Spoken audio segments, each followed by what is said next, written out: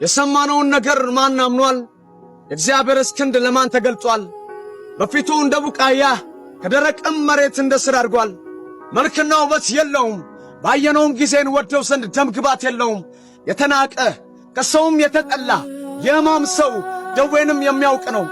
ሰው ፊቱን አይቶ እንደሚሰውርበት የተናቀ ነው፣ እኛም አላከበርነውም። በእውነት ደዌያችንን ተቀበለ፣ ሕመማችንንም ተሸክሟል።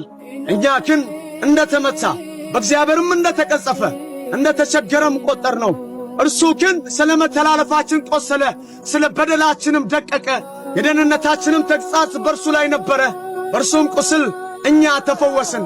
እኔ፣ አንተ፣ አንቺ፣ እኛ ሁላችን እንደ በጎች ተቅበዝብዘን ጠፋን።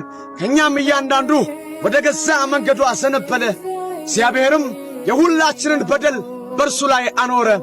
ተጨነቀ፣ ተሰቃየም፣ አፉንም አልከፈተም።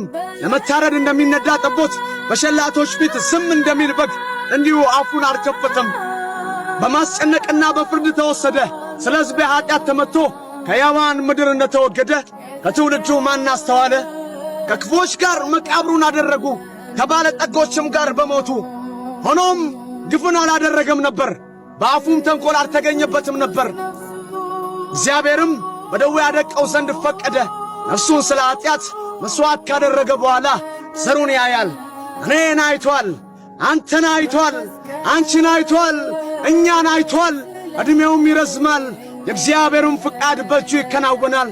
ከነፍሱ ድካም ብርሃን ያያል፣ ደስም ይለዋል። ጻድቅ ባሪያዬ በእውቀቱ ብዙ ሰዎችን ያጸድቃል፣ ኀጢአታቸውንም ይሸከማል።